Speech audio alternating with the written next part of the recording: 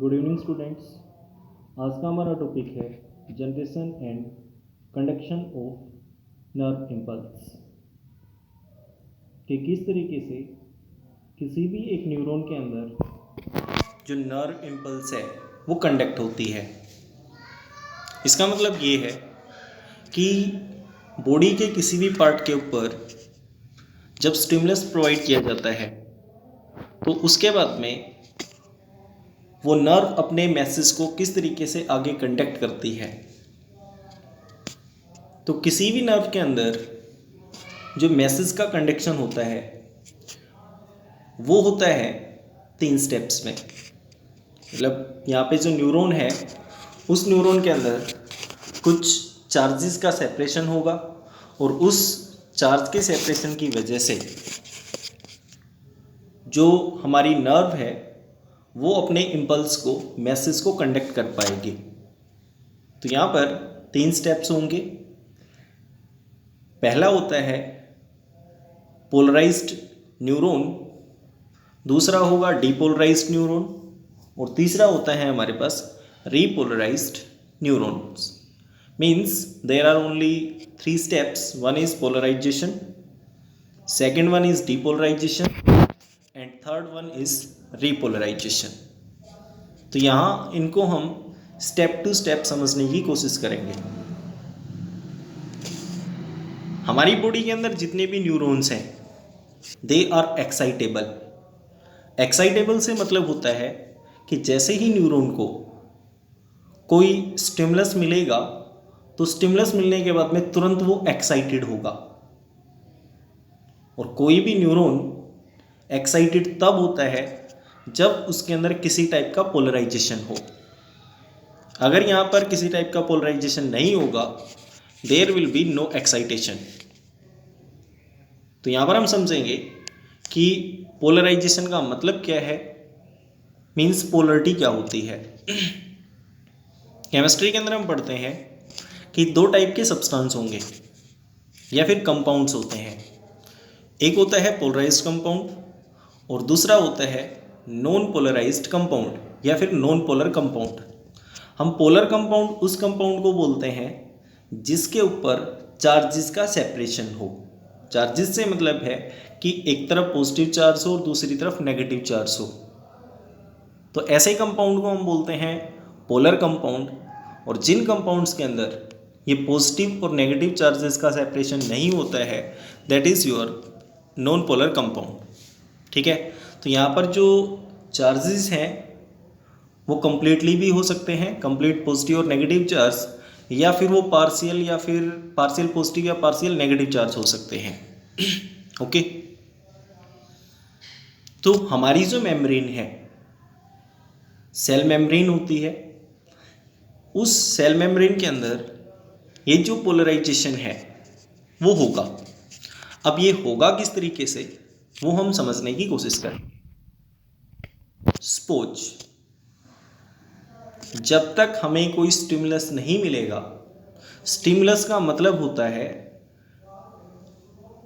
हमारी बॉडी के ऊपर किसी भी टाइप का टच होना या फिर किसी भी टाइप का जो इन्वायरमेंटल चेंज है, ठीक है, हमारे सेंस ऑर्गन्स के साथ में, वो होता है स्टिमुलस।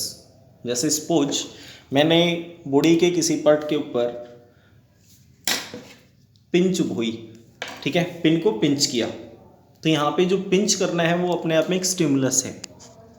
तो जब तक यहाँ पर स्टिमुलस नहीं मिलेगा तब तक हमारे जो न्यूरॉन्स हैं वो रेस्टिंग स्टेट में हैं। ठीक है।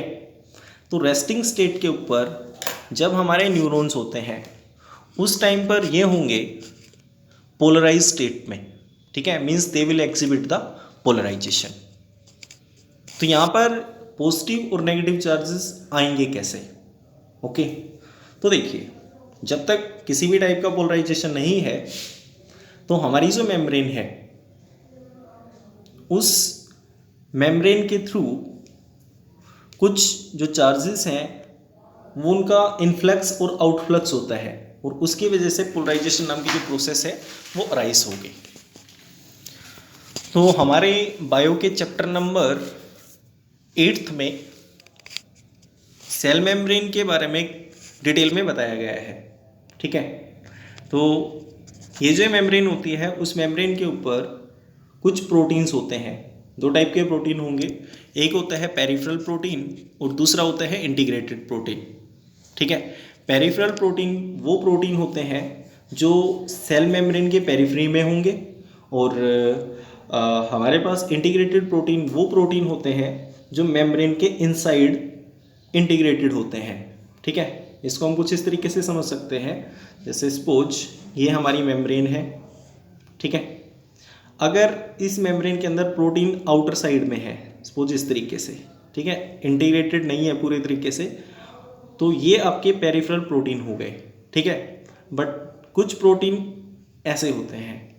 ठीक है, तो इन प्रोटीन्स को बोलते हैं हम integrated protein and these proteins are peripheral proteins. ठीक है, तो जो नेक्स्ट सेल मेम्ब्रेन होगी उसके साथ में ये लिंक करेंगे। तो यहाँ पर हम जानेंगे कि किस तरीके से चार्जेस का सेपरेशन होता है। अब ये जो हमारी मेम्ब्रेन होती है न्यूरॉन की, ठीक है, न्यूरॉन अपने आप में एक सेल है, तो इसकी जो मेम्ब्रेन होगी, इस मेम्ब्रेन के अंदर होते हैं 3 टाइप के पंप। एक होता है सोडियम पंप, दूसरा होता है पोटेशियम पंप और तीसरा होगा हमारे पास सोडियम पोटेशियम पंप। ठीक है, तो जब तक हमारी axonal membrane means there is no conduction of impulse, then our axonal membrane is permeable to potassium ion but nearly impermeable to sodium ions and proteins। इसका मतलब ये है कि जब तक हमें किसी टाइप का स्टिमुलस नहीं मिलेगा उस टाइम पर इस मेम्ब्रेन के थ्रू जो पोटेशियम आयन है वो पास हो सकते हैं, but our sodium ions can not pass through it. देखिए, इन पंप्स में होता ये है कि 2 टाइप की ट्रांसपोर्ट होंगी, एक होगी पैसिव ट्रांसपोर्ट और दूसरी होगी एक्टिव ट्रांसपोर्ट। सोडियम पंप और पोटेशियम पंप, इनके अंदर जो परमेबिलिटी होती है वो होती है पैसिव। परमेबिलिटी का मतलब होता है पास होना, और पैसिव परमेबिलिटी का मतलब ये है, या फिर इसका एक दूसरा नाम और दे सकते हैं हम, पैसिव ट्रांसपोर्ट। ट्रांसपोर्ट का मतलब है इधर से उधर जाना। तो सोडियम और पोटेशियम पंप के अंदर पैसिव ट्रांसपोर्ट होगा। पैसिव ट्रांसपोर्ट वो ट्रांसपोर्ट होता है जो कंसंट्रेशन ग्रेडियंट के अकॉर्डिंग हो। कंसंट्रेशन ग्रेडियंट से मतलब ये है कि जो हायर कंसंट्रेशन से लोअर कंसंट्रेशन की तरफ हो। ठीक है, और दूसरा अगर हम इसको देखना चाहें तो पैसिव ट्रांसपोर्ट का मतलब होता है वो ट्रांसपोर्ट जिसके अंदर किसी टाइप की एनर्जी कंज्यूम ना होती हो। ठीक है, और हमारी बॉडी के अंदर जो एनर्जी हमें मिलेगी वो मिलेगी कुछ केमिकल कंपाउंड से, जिनको बोलते हैं हम एटीपी, एडिनोसिन ट्राइफॉस्फेट। तो कहने का मतलब ये होगा कि वो ट्रांसपोर्ट जिसके अंदर किसी एटीपी का यूज़ ना हो, that type of transport is known as passive transport. ठीक है, उसके बाद में है सोडियम पोटेशियम पंप। एक तो है हमारे पास सोडियम पंप, दूसरा है पोटेशियम पंप और तीसरा होता है सोडियम पोटेशियम पंप। तो सोडियम पोटेशियम पंप के अंदर जो ट्रांसपोर्ट होगा वो एक्टिव ट्रांसपोर्ट होगा। अब एक्टिव ट्रांसपोर्ट हम उस ट्रांसपोर्ट को बोलते हैं जिसके अंदर एटीपी मीन्स जो एनर्जी है उसको यूज़ किया जाए। दूसरा, इस ट्रांसपोर्ट के अंदर जो भी आयन है वो लोअर कंसंट्रेशन से हायर कंसंट्रेशन की तरफ जाएगा। ठीक है ना, और इसी वजह से यहाँ पर जो एनर्जी है उसको यूज़ करना पड़ेगा। कहने का मतलब ये है कि जहाँ पर कंसंट्रेशन ज़्यादा है, सपोज ये है हमारे पास और यहाँ पर कंसंट्रेशन बहुत ज़्यादा है और इस तरफ उन सेम आयंस की कंसंट्रेशन कम है, तो इस हायर कंसंट्रेशन से लोअर कंसंट्रेशन की तरफ हम किसी भी सब्सटेंस को इजीली मूव करवा सकते हैं। बट अगर इसी सब्सटेंस को हम इस तरफ मूव करवाना चाहें, that will not be easy. ठीक है, अगर इसको आप इजीली देखना चाहो तो जैसे सपोज यहाँ पर बहुत ज़्यादा पानी है, ठीक है, और इस तरफ पानी की जो अमाउंट है वो कम है but their level is same, तो पानी हमेशा इस हायर कंसंट्रेशन से लोअर कंसंट्रेशन पे जाएगा without using any energy. The same process will happen here that in passive transport the substances or ions can move from higher concentration to lower concentration without consuming any energy. Okay, but active transport में suppose यहाँ पर ये पानी आपका कम है और इस तरफ आपको पानी देना है, you have to observe that the level of water is same, means your earth crust और its level should be same. तो इस लेवल से इस लेवल की तरफ अगर आप पानी को मूव करवाना चाहोगे तो आपको कुछ ना कुछ एनर्जी लगानी पड़ेगी, ठीक है, means ATP will be used. Okay, तो ये था हमारे पास एक्टिव ट्रांसपोर्ट और पैसिव ट्रांसपोर्ट। अब जब तक हमारा कोई स्टिमुलस नहीं मिलेगा एक्सोनल मेम्ब्रेन को, तब तक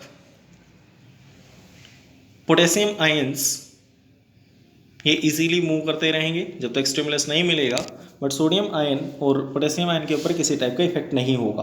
अब देखिए एक्चुअली होता ये है कि सपोज ये आपकी एक्सोनल मेम्ब्रेन है, ठीक है, एक्सोनल मेम्ब्रेन से मतलब ये है कि एक्सोन की जो मेम्ब्रेन होगी, और इसका एक नाम और होता है एक्सोलेमा, ठीक है, तो इस एक्सोन के अंदर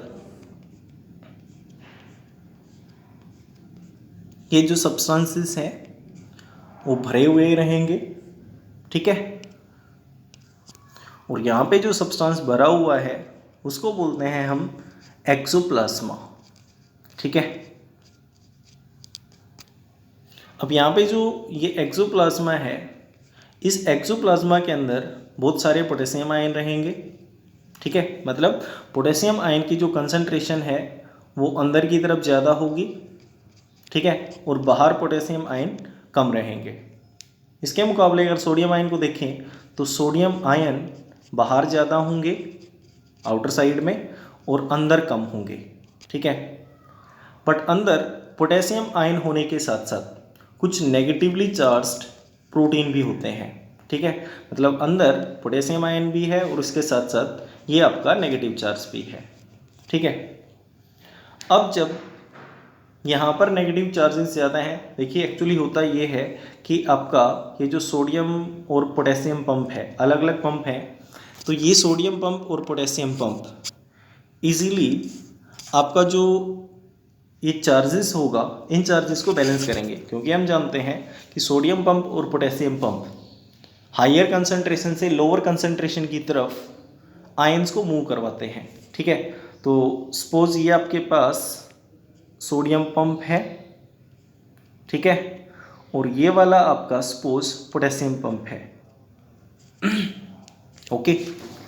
तो मैंने भी आपको बताया कि पोटेशियम आयंस की कंसंट्रेशन यहाँ पे ज़्यादा होगी और सोडियम आयंस की कंसंट्रेशन यहाँ पे ज़्यादा होगी।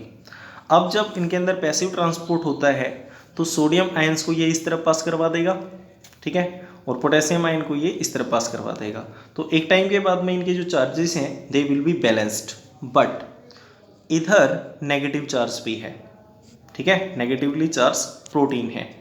अब जब यहाँ पर नेगेटिव चार्ज ज़्यादा होगा और इधर पॉजिटिव चार्ज ज़्यादा रहेगा, तो ये जो एक्सोलेमा है इसका आउटर पार्ट तो रहेगा पॉजिटिवली चार्ज्ड और ये रहेगा नेगेटिवली चार्ज्ड इनर पार्ट, ठीक है। अब जब यहाँ पर इनर और आउटर पार्ट के ऊपर चार्जेस का सेपरेशन हो गया, तो इसका मतलब this will be the polarization, ठीक है। तो इस तरीके से ये हमारा जो फर्स्ट स्टेप है वो कंप्लीट होता है, ठीक है, मतलब फर्स्ट स्टेप में ये पोलराइजेशन होनी चाहिए, ठीक है। तो ये है हमारे पास। अब इसके बाद में हमारे पास एक पंप और बचा, एक तो सोडियम पंप था, दूसरा पोटेशियम पंप, और तीसरा होता है हमारा sodium potassium pump, that is combined, ठीक है, मतलब सोडियम पंप के अंदर से सिर्फ सोडियम जा सकता है और पोटेशियम पंप के अंदर से सिर्फ पोटेशियम जा सकता है, ठीक है ना। ऐसे पंप्स को बोलते हैं हम सेलेक्टिवली परमिएबल पंप्स, ठीक है, और सेलेक्टिवली परमिएबल मेम्ब्रेन। सेलेक्टिव से मतलब होता है कि जिनके अंदर से कुछ सेलेक्टेड सब्सटेंसेस जा सकें वो आपके सेलेक्टिवली परमिएबल होंगे, और परमिएबल का मतलब होता है पास होना। But we have sodium and potassium pump. इस सोडियम और पोटेशियम पंप के अंदर से दोनों आयंस सोडियम भी और पोटेशियम भी पास हो सकते हैं, ठीक है ना। अब जब इस सोडियम पोटेशियम पंप के अंदर से दोनों आयंस पास होंगे, तो इस पासिंग के दौरान होता ये है कि जब यहाँ पर 3 सोडियम बाहर की तरफ आएंगे तो 2 सोडियम अंदर की तरफ आएंगे, सोडियम नहीं सोडियम आयंस, ठीक है। 3 सोडियम आयंस बाहर जाएंगे और 2 सोडियम आयंस अंदर आएंगे। तो इसका मतलब ये हुआ कि ज़्यादा पॉजिटिव चार्ज बाहर की तरफ जा रहे हैं, ठीक है, और कम पॉजिटिव चार्जेस अंदर की तरफ आ रहे हैं। तो ज़्यादा पॉजिटिव चार्ज अगर बाहर जाएगा तो बाहर तो पॉजिटिव चार्ज आएगा और अंदर आएगा आपका नेगेटिव चार्ज, ठीक है ना।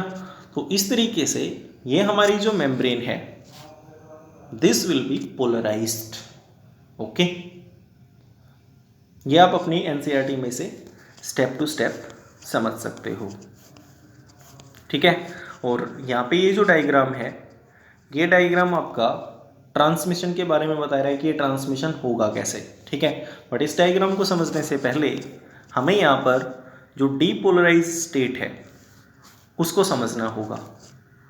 अब इसमें एक चीज़ और देखनी है हमें, जब बाहर की तरफ पॉजिटिव चार्ज है और अंदर की तरफ नेगेटिव चार्ज है, बट अब डायग्राम के अंदर आप देख सकते हो, मिनट, अगर इस डायग्राम के अंदर हम देखें तो डायग्राम में देखने पर हम देख रहे हैं कि यहाँ बाहर की तरफ पॉजिटिव चार्ज था और अंदर था नेगेटिव चार्ज, बट इस केस में थोड़ा सा अपोजिट हो रहा है। तो ऐसा क्यों हुआ उसको हम आगे देखेंगे। तो यहाँ पे जो पॉजिटिव और नेगेटिव चार्जेस हैं उस टाइम पर यहाँ पर पोलराइजेशन हुआ, और जब कभी भी पॉजिटिव और नेगेटिव चार्ज होता है विद सेपरेशन तो उस टाइम पर यहाँ पर कुछ पोटेंशियल क्रिएट होगा, और जब कभी भी पॉजिटिव और नेगेटिव चार्ज होता है विद द सेपरेशन तो इस पोटेंशियल की क्रिएशन की वजह से यहाँ पर कुछ करंट क्रिएट होगा, ठीक है। मतलब यहाँ पे जो पोटेंशियल डिफरेंस है, इस पोटेंशियल डिफरेंस की वजह से जो इम्पल्स है वो आपका कंडक्ट करेगा, ठीक है ना। अब इस रेस्टिंग स्टेज के ऊपर जो इलेक्ट्रिकल पोटेंशियल डिफरेंस होता है, ठीक है, रेस्टिंग प्लाज्मा मेम्ब्रेन में, उसको बोलते हैं हम रेस्टिंग पोटेंशियल। जैसा कि यहाँ पे लिखा हुआ है, the electrical potential difference across the resting plasma membrane is called as the resting potential, ठीक है। तो ये था आपका फर्स्ट स्टेप पोलराइजेशन।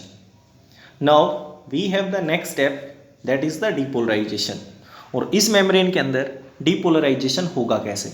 डीपोलराइजेशन से मतलब ये है कि अगर बाहर पॉजिटिव चार्ज है तो ये नेगेटिव हो जाना चाहिए, और जो अंदर नेगेटिव है दैट शुड बी पॉजिटिव, जैसा कि इस डायग्राम के अंदर ये दिखाया हुआ है यहाँ पे, ठीक है। यहाँ पर अगर आप देखोगे तो ये बाहर नेगेटिव चार्ज है और अंदर पॉजिटिव चार्ज है। इससे पहले हम ये पढ़ रहे थे कि बाहर पॉजिटिव चार्ज होना चाहिए और अंदर नेगेटिव चार्ज होना चाहिए, ठीक है। तो ये वाली जो आपकी स्टेज होगी, this stage is known as depolarize state. But ऐसा हुआ क्यों, तो इसको हम समझने की कोशिश करेंगे। जब तक हमारे पास स्टिमुलस नहीं था तब तक बाहर पॉजिटिव चार्ज था और अंदर था नेगेटिव चार्ज। बट जैसे ही स्टिमुलस मिलता है तो उस स्टिमुलस के मिलने के बाद यहाँ कुछ स्पेशल टाइप के गेट्स होंगे जिनको बोलते हैं हम वोल्टेज एक्टिव गेट्स, ठीक है। वो वोल्टेज एक्टिव गेट्स तुरंत एक्टिवेट होंगे, ठीक है। जैसे सपोज हमारी बॉडी के किसी भी पार्ट के ऊपर, सपोज स्किन के किसी पार्ट के ऊपर हाथ पे हमने किसी चीज़ को चुभोया, ठीक है। तो उसको चुभोने के बाद मतलब ये चुभोना अपने आप में एक स्टिमुलस है। जैसे ही इसको ये स्टिमुलस मिला तो उसके तुरंत बाद ये जो वोल्टेज एक्टिवेटेड एक्टिव गेट्स हैं वो एक्टिव हो जाएंगे, और जैसे ही एक्टिव होते हैं तो उसके बाद में ये सोडियम आयंस को एकदम पास करना स्टार्ट करेंगे, और जितने भी सोडियम आयंस हैं, मतलब बहुत सारे जो सोडियम आयंस बाहर की तरफ प्रेजेंट थे वो तुरंत अंदर की तरफ आएंगे, ठीक है। मतलब ये सोडियम आयंस आपने देखा था कि पॉजिटिव चार्ज बाहर ज़्यादा था, सोडियम आयन पहले ज़्यादा थे। अब ये सोडियम आयंस तुरंत अंदर की तरफ एंटर करना स्टार्ट करेंगे, ठीक है। और जैसे ये सोडियम आयंस अंदर की तरफ आएंगे तो अब यहाँ पर जो पॉजिटिव चार्ज है वो बहुत ज़्यादा बढ़ेगा, अंदर की तरफ जो पॉजिटिव चार्ज है वो बहुत ज़्यादा बढ़ेगा। और जैसे ये पॉजिटिव चार्ज बहुत ज़्यादा बढ़ेगा तो अंदर हो जाएगा आपका पॉजिटिव चार्ज और बाहर की तरफ हो जाएगा नेगेटिव चार्ज, ठीक है ना। इस तरीके से जो डीपोलराइजेशन है, ठीक है, मतलब इसका अपोजिट हो जाएगा। तो यहाँ पे पॉजिटिव चार्ज अंदर की तरफ एक्सोप्लाज्मा में और बाहर हो जाएगा आपका negative charge. This is known as the depolarization state, ठीक है। तो ये था हमारा सेकेंड स्टेप। तो इसको हम बुक से आसानी से समझ सकते हैं। You might be curious to know about the mechanism of generation of nerve impulse and its conduction along an axon. But ये चीज़ यहाँ पे ध्यान रखना कि ये जो कंडक्शन होगी ये सिर्फ एक्सोन के अलोंग होगी। जैसे कोई भी स्टिमुलस अगर हमें मिलता है, ठीक है, तो उस स्टिमुलस का जो मैसेज है वो हमारे ब्रेन तक जाता है, ठीक है। और कभी भी एक जो न्यूरॉन है वो उस मैसेज को ब्रेन तक नहीं पहुंचा पाता है, ठीक है, तो उस टोटल न्यूरॉन के अंदर से वो कंडक्ट होगा, ठीक है। और न्यूरॉन से आगे फिर सेकंड न्यूरॉन पे जाएगा, सेकंड से थर्ड के ऊपर जाता है, ठीक है। वो हमारा नेक्स्ट टॉपिक में है कि किस तरीके से पहुंचेगा, बट ये एक्सोन के अंदर किस तरीके से पास होगा वो भी हम आगे देखेंगे, ठीक है। तो यहाँ पे लिखा हुआ है when stimulus is applied at a site point A on the polarized membrane the membrane at the site A becomes freely permeable to sodium ions। इसका मतलब आप समझ लो कि पेन सपोज आपके A साइट के ऊपर टच हुआ, ठीक है ना, तो उस A साइट के ऊपर टच होते ही जो उस A एरिया के अंदर उस न्यूरॉन की मेम्ब्रेन है वो सोडियम आयंस के लिए फ्रीली परमेबल होगी। परमेबल का मतलब होता है जो पास होने दे, ठीक है। तो इजीली आपके जो सोडियम आयंस हैं वो पास हो जाएंगे। This leads to a rapid influx of sodium ions followed by the reversal of the polarity at the site, ठीक है। इनफ्लक्स का मतलब होता है अंदर की तरफ जाना और आउटफ्लक्स का मतलब होता है बाहर की तरफ जाना। तो सोडियम आयंस की कंसंट्रेशन बाहर ज़्यादा थी, अब ये इनफ्लक्स के थ्रू अंदर की तरफ चला जाएगा और जैसे अंदर की तरफ ये जाता है तो उसके बाद में इसकी जो पोलरिटी है वो चेंज होगी।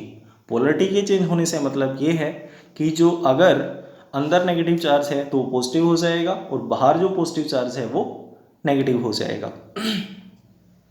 The outer surface of the membrane becomes negatively charged and the inner side becomes positively charged। अब यहाँ पर जो पोटेंशियल डिफरेंस क्रिएट होगा, ठीक है ना, जैसे रेस्टिंग स्टेज के ऊपर जो पोटेंशियल स्टेट क्रिएट हो रहा था उसको हमने रेस्टिंग पोटेंशियल बोला, बट स्टिमुलस प्रोवाइड करने के बाद यहाँ पर फिर दोबारा से एक जो पोटेंशियल डिफरेंस है वो क्रिएट हुआ। बाहर आपका नेगेटिव हो गया, अंदर पॉजिटिव हो गया, तो पोटेंशियल डिफरेंस तो यहाँ पे फिर क्रिएट हुआ। अब यहाँ पे जो पोटेंशियल डिफरेंस बनेगा साइड ए पर उसको बोलेंगे हम एक्शन पोटेंशियल, ठीक है ना। और इसका एक दूसरा नाम और दे सकते हैं, that is the nerve impulse. मतलब इसी का मतलब है कि आपका जो मैसेज है वो नर्व के अंदर से रन करना स्टार्ट करेगा, ओके। अब उसके बाद में ये जो मैसेज है, मतलब एक्सोन आप जानते हो एक लंबा एरिया होगा। सपोज ये ए साइड के ऊपर टच हुआ तो आपकी न्यूरॉन हम जानते हैं these are the longest cell of the body.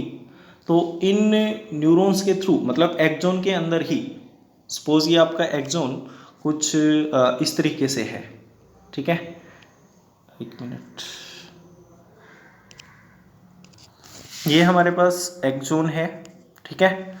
मतलब जो न्यूरॉन है उसके अंदर 3 पार्ट होते हैं, एक डेंड्राइट है, दूसरा सेल बॉडी है और तीसरा आपका एक्सोन है, ठीक है। तो सपोज ये एक्सोन के अंदर इस जगह पे, जैसे ये साइट है, यहाँ पे आपका जो डीपोलराइजेशन है वो हो चुका है। अब अगर इस मैसेज को यहाँ पे जाना है, ठीक है, मतलब स्टिमुलस तो यहाँ पे टच हुआ, बट इस मैसेज को, इस इम्पल्स को यहाँ तक आना है, तो अब ये इम्पल्स आएगा कैसे, ठीक है ना।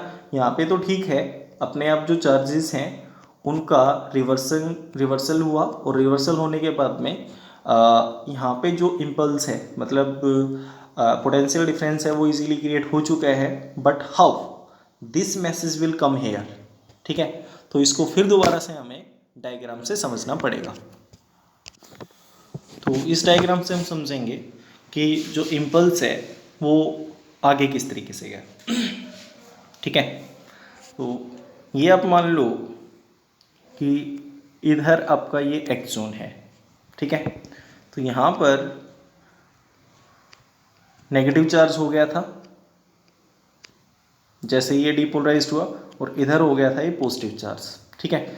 मतलब ये आप यहाँ तक मान लो कि दोनों स्टेज पे है ये सेम, बट यहाँ से मान लो कि सपोज ये रेस्टिंग स्टेज पे है तो बाहर आपका पॉजिटिव चार्ज है और अंदर नेगेटिव चार्ज होता है, ठीक है। ये वाला रेस्टिंग स्टेज तक के लिए बता रहा हूँ मैं, ठीक है। अब जैसे ही यहाँ पर इसको स्टिमुलस मिला तो उसके बाद में यहाँ पर हो गया नेगेटिव चार्ज और इधर हो गया पॉजिटिव चार्ज, ठीक है, रिवर्स हो चुका है।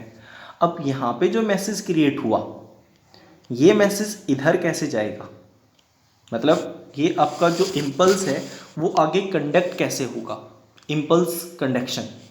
तो इसके लिए होता ये है कि ये जो नेगेटिव चार्ज है इसका मतलब ये है कि यहाँ पर इलेक्ट्रॉन्स का जो नंबर है वो ज़्यादा है, ठीक है। और जहाँ पे पॉजिटिव चार्ज है इसका मतलब ये होता है कि वहाँ पे इलेक्ट्रॉन्स का नंबर कम है, ओके। तो जैसे जैसे यहाँ पर हम कंसंट्रेशन ग्रेडियंट को देखेंगे तो होता ये है कि इलेक्ट्रॉन्स की जो मूवमेंट है वो हायर कंसंट्रेशन से लोअर कंसंट्रेशन की तरफ होगी। तो इधर नेगेटिव चार्ज ज़्यादा है इसका मतलब इलेक्ट्रॉन ज़्यादा है यहाँ पे, ठीक है। तो अब ये इलेक्ट्रॉन इस पॉजिटिव चार्ज की तरफ भागेंगे, ठीक है। तो जैसे ये पॉजिटिव चार्ज की तरफ भागेंगे मतलब ये आपका ए साइड है, तो यहाँ पर नेगेटिव चार्ज हो जाएगा, यहाँ पर पॉजिटिव चार्ज हो जाएगा, ऐसा होगा आपका ए साइड पर, ठीक है। अब बी साइड पे ये होता है मतलब ये आपकी इनर साइड है तो आपका ये कंडक्ट हो गया इम्पल्स। अब बाहर वाली साइड पे ये होगा कि आपके जो इलेक्ट्रॉन हैं वो इलेक्ट्रॉन इस साइड से मतलब ये जो साइड है वो इस साइड पे आएंगे, ठीक है। इसको हम क्लियरली देखेंगे, ये नेगेटिव चार्ज इधर से इधर आया, ठीक है, और यहाँ पर नेगेटिव चार्ज इधर से इधर आया, ठीक है। अब जब नेगेटिव चार्ज इस तरफ आ रहा है मीन्स इलेक्ट्रॉन का मूवमेंट इस तरफ है तो करंट इनके अपोजिट साइड में होगा, ठीक है। अगर ये इलेक्ट्रॉन इस तरफ आ रहा है तो करंट इस साइड में होगा, ठीक है। अब करंट अगर इस साइड में है तो इसका मतलब ये है कि आपका जो इम्पल्स है वो कंडक्ट होता गया, और जैसे ही ये मूवमेंट इस तरफ से इस तरफ हुआ, ठीक है, तो ये करंट इस तरफ मूव हो जाएगा। तो इस तरीके से आपका जो ये सर्किट है वो कंप्लीट होगा, ठीक है। तो ये जो प्रोसेस है वो लगातार आगे की तरफ बढ़ती रहेगी, और जैसे जैसे प्रोसेस आगे बढ़ती रहेगी इसका मतलब आपके एक्सोन के अंदर लगातार आपके जो इम्पल्सिस हैं वो कंडक्ट करते रहेंगे, ठीक है ना। तो ये है हमारे पास इम्पल्स को कंडक्ट करने का डायग्राम और मेथड। तो अब हम यहाँ पे समझेंगे कि किस तरीके से लास्ट के अंदर आपका जो सेल है मीन्स जो एक्सोन की मेम्ब्रेन है वो दोबारा से रेस्टिंग स्टेज के ऊपर चली जाएगी। तो यहाँ पर जो सेम मैंने आपको डायग्राम में बताया वो है as a result a current flows on inner surface from side A to B, on the outer surface current flows from side B to A, ठीक है। मतलब ये अपोजिट डायरेक्शन में होगा जैसा कि मैंने आपको डायग्राम के अंदर कंप्लीटली समझाया है to complete the circuit of the current flow.